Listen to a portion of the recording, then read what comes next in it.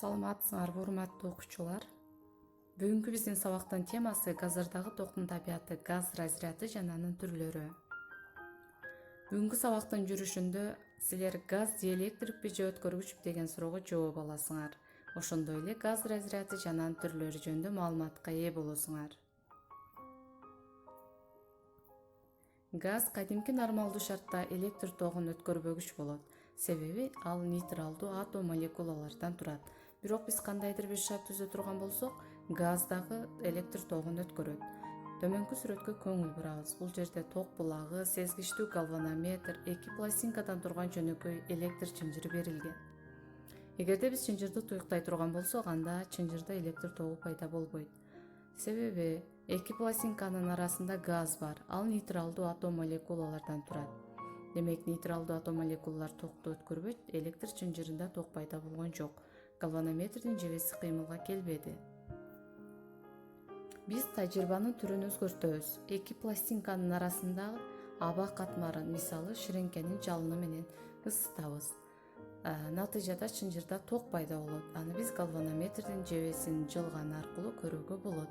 Демек, электр чынжырында жөнөкөй электр чынжырыбызда ток пайда болду. Токтун пайда болуу себеби жалындын таасири астында пластинкалар арасындагы абаны нейтралдуу атом молекулалар оң жана терс иондорго, электрондорго ажырады. Демек, электр чынжыры бул ток булагына туташтырылгандыктан, демек, электр талаасы пайда болот. Мына ушул талаанын таасири астында оң иондор терс заряддалган пластинканы көздөй, ал эми терс иондор менен электрондор оң заряддалган пластинканы көздөй иреттүү кыймылга келе баштайт. Башкача айтканда, терс иондор менен электрондор анодко карай, ал эми оң иондор катодко карай кыймылга келет. Демек, заряддуу бөлүкчөлөр иреттүү кыймылга келсе, газдарда электр тогу пайда болду. Демек, балдар, газдын электр өткөрүмдүүлүгү иондук жана электрондук деп айта алабыз. Мына ошол газды биз ысытканыбызда ионизатордун жардамы менен ысыттык. Ионизатордун кызматын бир гана ширеңкенин жалыны эмес, рентген нуру, гамма нуру, күйгөн нерсенин жалыны, от жана башкалар ионизатордун кызматын аткара алышат. Ионизатор болбосо чынжырда ток пайда болбойт.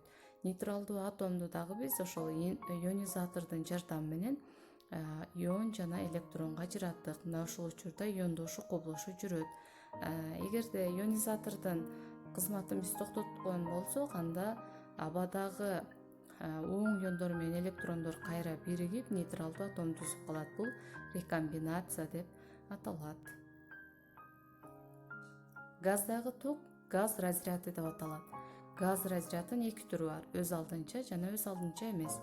Биз жогоруда көрсөтүлгөн тажрыйба бул өз алдынча эмес газ разрядына мисал болот.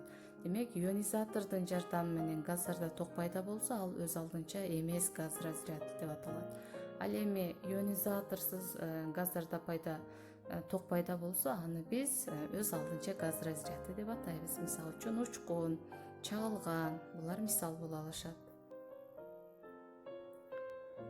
Бул графикте ток күчү менен чыңалуунун көз карандылыгы көрсөтүлгөн.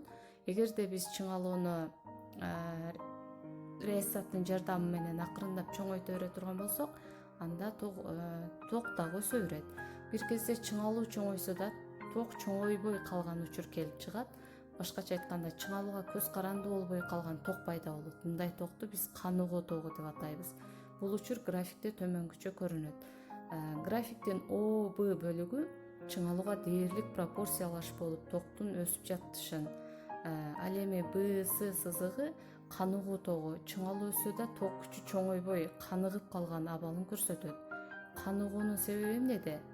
Себеби бир эле ионизатор учурунда убакыт бирдигинде пайда болгон иондор менен электрондор максимум абалга жетет да, ошондо ток турактуу болуп калат. Бул көз карандылыкты биз графиктен көрүүгө болот. Жогоруда биз бир нече маалыматтарга ээ болдук. Мына ушул маалыматтарды колдонуп төмөнгү суроолорго өз алдынча жооп беребиз, балдар.